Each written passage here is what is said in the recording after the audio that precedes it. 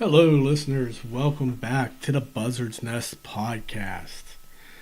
This episode will be my once a month episode, and we're going to title it The Grumpy Old Man. This is where I release that steam valve, let off the pressures of what I like to say to people in public. But as I was always taught, if you don't have nothing nice to say, don't say anything at all. And usually it's the person that speaks out for the right that gets in trouble these days and not the person doing the problems. The first thing on my agenda that really it gets me ticked off every time I see it is people parking in the fire lane. I cannot stand that. It's a simple rule and regulation for everybody's safety. Now, Pennsylvania state law says the fire lane, there can be no vehicles parked, standing, or loading and unloading unless otherwise marked. And this is where people get it messed up. Pennsylvania law says standing is a vehicle sitting in that lane, whether it's occupied, motor running, hazard blinkers on, which really means nothing. You're not allowed to be in there. And it's for everyone's safety in the vehicle, in the building, and in that area. Most of the people that park there are just worried about themselves. They don't look at the big picture of what they're going to be in the way of, because it's going to be one. And then the next person's going to think that. Then the next person. Meanwhile, you got the whole area blocked. And you see that a lot at Westmoreland County area. I'm not sure the other areas. I can't really speak for that. But I know in Westmoreland County, you see it a lot. It's people trying to pick up, people waiting for other people in the cars. I have been seeing lately, one area I go to, the same car parked in the same area. I know it's a younger couple, and they just think they could park there because they can. People, if you're parked in that area, you risk a catastrophe in that building. And knowing all the people that do this, if their loved one was in that building and it caught on fire, and the emergency service personnel came and their loved one was hurt because they could not get into that building fast enough, they would be the first motherfucker to sue everybody that was parked there. But they'll do it themselves. There's no reason to park there. Don't. It's against the law, people. Don't be lazy. If you can go down 10 spots, park there. My parents, they're older. My dad will not park in that fire lane, but he doesn't go in the store with my mother. Now, he might go down and park down below, but he faces outward so he could see the door somewhere along there. He doesn't care if it's 30 spaces down. As long as he can see the door when she comes out, he'll drive up, then get her and get going. Or he'll move from that space somewhere closer, especially if she got a ton of groceries, and then load to that closer spot. Nobody minds walking. I know they're older, but they don't mind walking that far. It's just the arrogance of some people that the laws don't suit them, so it doesn't mean that means that they don't have to follow it. It's stupid, people. It's arrogance, and it just shows what kind of person you really are. Okay, I gotta stop on that one. I'm gonna ramble and just start cussing my brains out. The other one I have is pedestrian right of way. Now this one happened to me today, and it's happened a few times in that area. Pedestrian right of way. Now I have this directly from the PennDOT Learner's Manual, the one you read before you get your test, and it's more extensive now than when I had it. That's for sure. Here are the pedestrian rules laid out by PennDOT. 1. Yield to pedestrians crossing at intersections or crosswalk. Yield to pedestrians. That means you got to slow down. You got to let them cross first, not drive by and almost hit them. 2. Right turn on red means stop. Look in all directions, then turn when it is safe. Look for pedestrians and allow ample time for them to clear the crosswalk. Clear the crosswalk, people. Let them clear it. If you're in that much of a rush, you should have either A, left earlier, B, planned better, or C, all of the above. 3. Always reduce speed and use extra caution when children are in the vicinity. They may fail to understand the danger and may run out in front of you without looking. This should be common sense, to be careful around children. Again, society's mentality these days is me, me, me, and that's all that matters. 4. Be patient with elderly pedestrians and pedestrians with disabilities. They need extra time to cross the street. Again, common sense, but we have to write these rules down. Sort of like the warning labels on some things. We have to write this down because somebody won't be smart enough to do it. 6. Before backing up, always check for pedestrians in your path. 7. Yield the right-of-way. Slow down and prepare to stop to blind pedestrians, whether they have a white cane or a guide dog, or are being led by others. Do we really have to write this down for stupid? Guess so. He's stupid, so you got to write it down so they realize it. When approaching a stopped vehicle from behind, slow down and do not pass until you are sure there are no pedestrians crossing in front of it. 9. When pedestrians do see you, it is never safe to wave a pedestrian into the line of traffic at any time, and especially an unmarked or mid-blocked location. Most drivers will wave somebody that's trying to cross the street by because they know, I'm going to stop, I'll wave them by. But you can't speak for the oncoming traffic. Are they going to stop? Are they going to pick up speed? Are they going to go Mach 1? No, so don't wave pedestrians into traffic. And this is what always happens. You try to cross a crosswalk. Somebody's in a fucking rush. So you walk across normal pace. I even pick it up a little. But they give you a stink eye because you dare cross in front of them. God forbid you slow them down for 3 seconds in a plaza where the speed limit's only supposed to be 15 miles per hour. Or on the street. Oh my God, I crossed when I'm supposed to. But you're 2 seconds. You gotta slow down for 2 seconds so that way I can get it crossed. Oh, I'm shaking to my bone. I'm shook. God, I'm shook.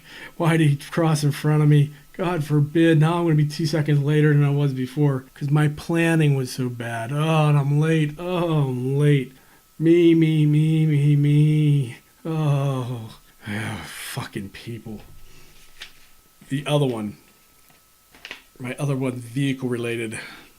There's this magical button, switch, lever inside each and every United States and I could say foreign vehicle.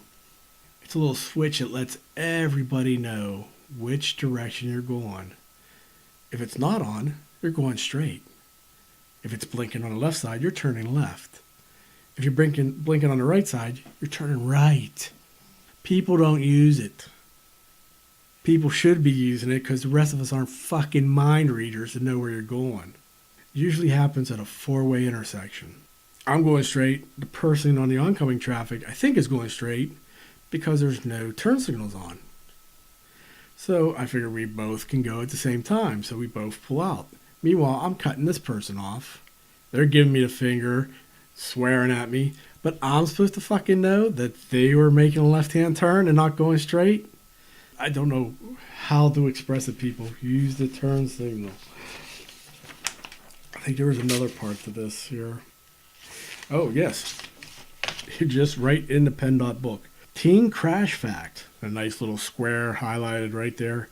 Intersections are places where teenage drivers have a high percentage of their crashes.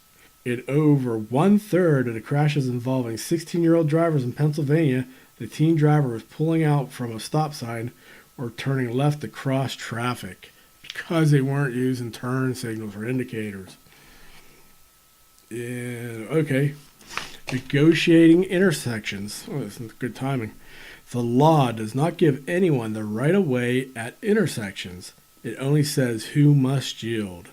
Even when one driver is legally required to yield right of way, if he or she fails to do so, other drivers are still required to stop or yield as necessary to avoid a crash. Never insist on having the right of way. It may result in a crash.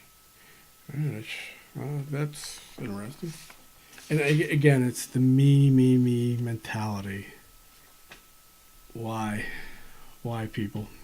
Now that's my 3 for vehicles today. Now I have one that was actually submitted by a listener by the name of Casey. And her pet peeve is people on their cell phones talking in the grocery line when it's time to check out. And this one I completely agree with, because they're not paying attention, putting their stuff out of the buggy onto the nice little roller thing, the conveyor belt thing, to set their groceries up. They're dilly-dallying around. They're too busy telling their neighbor Jane about how their crotch is itchy, and everybody's got to listen to it, and how her Uncle Jed is now a meth head, and we all got to hear it, rather than doing what she's supposed to do, put the groceries up, pay, and get out of the way so the rest of the line can go through. Put the cell phone down for a moment. Do your responsibilities. Please, people. One time, I was at the grocery store. I got a full buggy. I'm unloading. My buggy's not even half unloaded yet. I'm putting my stuff up, and this lady's on the cell phone, not paying attention to anything behind me, emptying her buggy out too at the same time. Her first set of groceries has caught up to me, and I'm not even finished. I'm not even half unloaded from my buggy. I just stopped and looked over, and she gave me the shit look because I was supposed to have my stuff up before she did. But how could I do that when you've already taken a fucking conveyor belt up?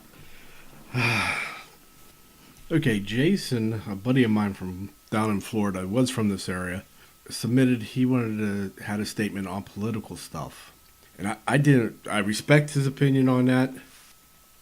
His argument is valid completely. I just didn't want to enter that area because at the beginning of this whole political race, I watched friends unfriend people, quit talking to people that were their friends for so long over political values, over this whole situation. And I just didn't want to go there. I really don't. I'm open to controversy, making people think, but in this situation, people have become more illogical than I've ever seen them. Would this be one of those situations that destroy the human race? I think it would be. We as humans categorize ourselves in ways to cause separation. We'll do it over color, race, creed, schooling level, income level. We'll find anything to do with it. If we were, let's take the basic alien grays that everybody has on movies, conspiracy theories, truth, however you feel about it. If we all looked like them, we would still find a reason to categorize ourselves for discrimination, to feel over somebody and to make someone the underdog. It's the way life is. I don't want to destroy this podcast before we even become bigger by entering in the political arena, since it's so volatile. I just don't want to do it. But thank you, Jason. I appreciate it. Remember, every month we'll be doing this again. So submit another one that's non-political. I'm sure there's something to get you. There has to be. I had one more thought that occurred. This is one more for me. I've been doing this podcast. This is episode 4, so that's about 4 weeks. And I still got to produce another video for the YouTube channel to keep that one up and going. I do have an idea for that. We're going to work on that today. But the podcast only takes about a day. The longest part is the editing itself, trying to get all those glitches. I remove the uhs that I usually do, and the breathing in. These condensing mics pick up a lot of that, so I remove the that I do. So I'll leave that in there for you to hear. But I tell people I do this, like I'm busy doing something, I really want to get this done, and they look at me like I'm nuts. Or I'm doing a YouTube channel, they look at me like I'm nuts. I tell them I'm trying to get connected to iTunes, I gotta work on that for a bit. I gotta work on ideas and thoughts, and I get this crazy look like, why? Why are you doing this? You're not getting paid for this. Why are you doing this? And they can't support you. Why can't somebody support somebody doing something they love? I can't say I love it completely yet. I do like it. I do enjoy it. It's fun. But it's not a dire love. Well, why can't somebody support you? It's that simple. Why can't they respect you? It's not like I'm hurting anybody. It's not like I'm harming anybody. It's not like I'm doing something wrong. It's not like I'm destroying my life. I'm not sitting here stabbing puppies in the eye with pencils and pens, getting my enjoyment off of it. Why not to support? I don't understand that. Just because somebody might not understand it doesn't mean you can't support them. Society in a whole has become so me oriented. Instant gratification, cares not about its fellow man, just themselves and what they can get for themselves. Back when I was younger, now I can see where my dad came from. When I was younger, I used to be, the breakdancing moves in Electric Boogaloo. Everybody had to have parachute pants, zippers, the Michael Jackson jacket, the weird desert, what was it, the Legionnaire hats, the ones with the flaps on the back that covered your neck. I remember going out dressed like that one day, and my dad flipped his lid. And I couldn't understand why. It was the end thing. But now I do understand it. Because I can't understand what these people are doing. It just drives me goofy. What are you wearing? Pull your pants up. It just amazes me. And with everything in this culture that we glorify, drugs, violence, guns. Now, don't get me wrong, I'm ex-military. I have no problem with guns. I have a gun, but I don't glorify having it. I have it now because you don't know what you risk these days. Back in the 70s, it was the left hand and right hand could solve the situation, and if not, then you call the police. People escalate things against what's called force justification to go straight to pulling their gun out and letting lead fly. Have we become too advanced for ourselves that we've completely eliminated being face-to-face human conversations? I just look at me now. I'm hosting a podcast radio show by myself at 12:35 in the morning.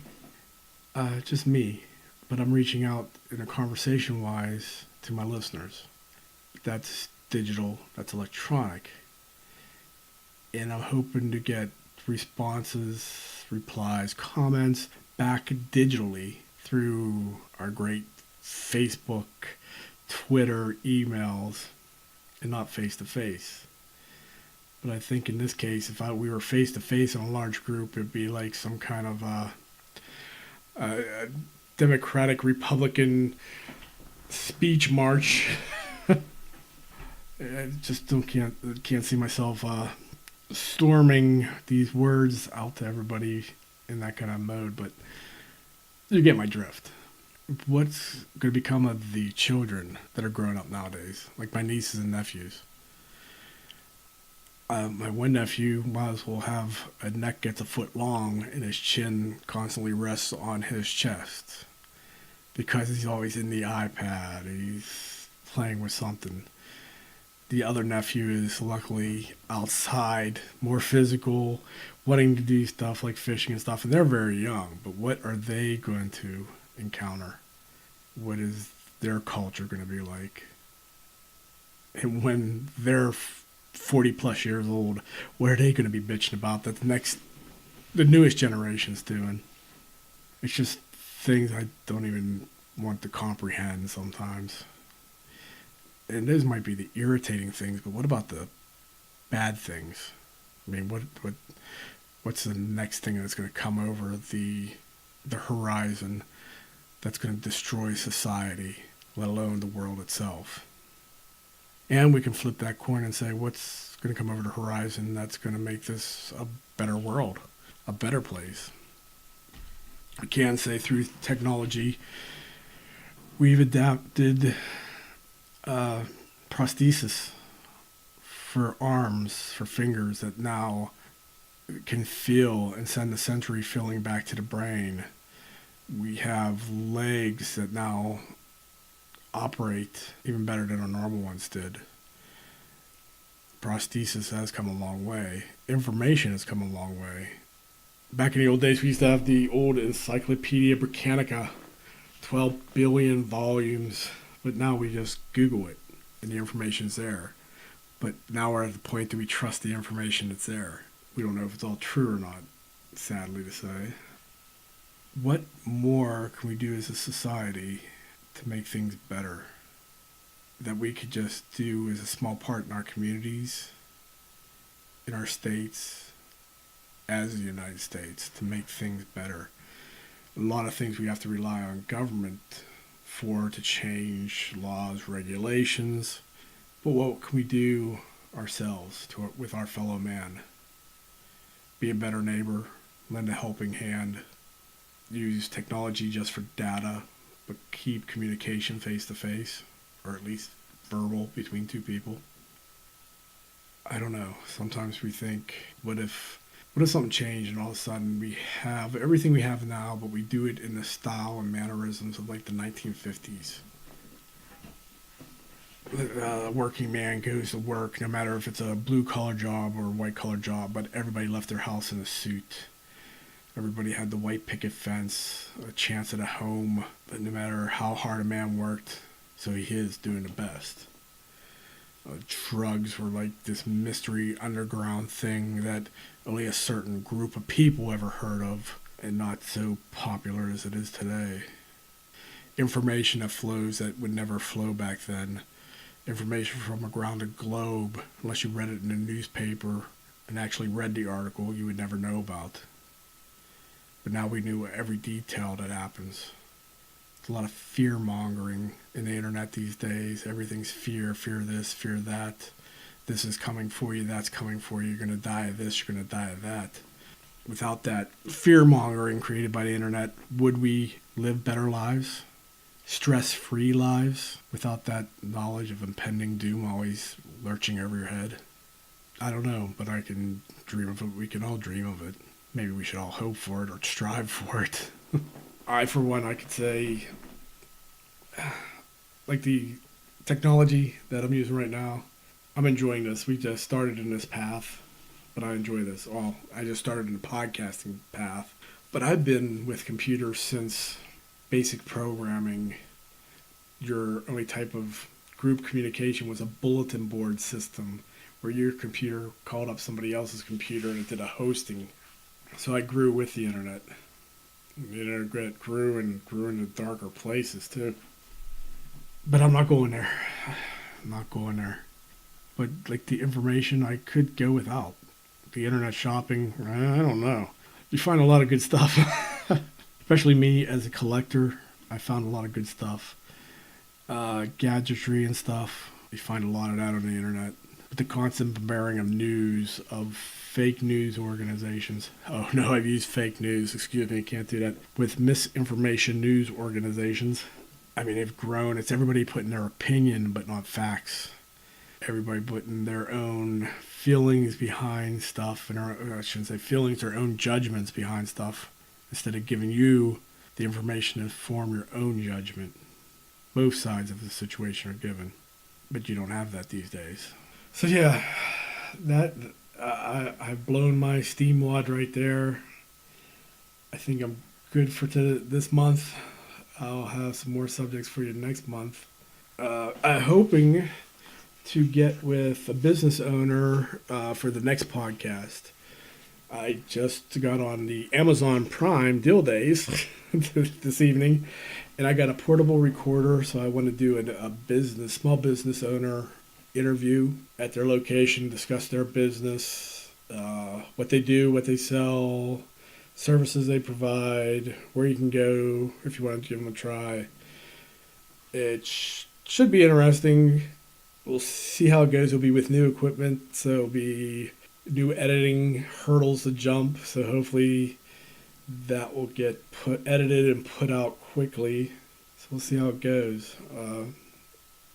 Again, any questions, comments, suggestions, you can get us an email at buzzard, BUZZARD 2721 at gmail.com. You can also find our Facebook page, The Buzzard's Nest Podcast. And we are on Twitter at Buzz, BUZZ, Nest, NEST, Pod, P-O-D. You can find us there. Follow us. We put out some info every now and again. Someone said try Instagram. I said too much. And we are on the Podomatic. We are on Google Podcast Play. I just checked everything on there. It is up and running. It's working. It gets all the updates. It's pretty basic, but if you're an Android user, you can get it on there. I'm still fighting for iTunes. I'm having problems with them. I'm trying to accept the podcast. I don't go over any limits. They say it's my graphics. I've changed my graphics. I'm going to try to submit again tomorrow. So keep your fingers crossed, please, because that'd be another side of the audience I would like to get. All right, people. Have a great week. I'll be back to you in a week. And every now and again, just grab somebody, a good listener, and let that steam valve open and just talk. Let it out. All right, people. Thank you very much. Talk to you later.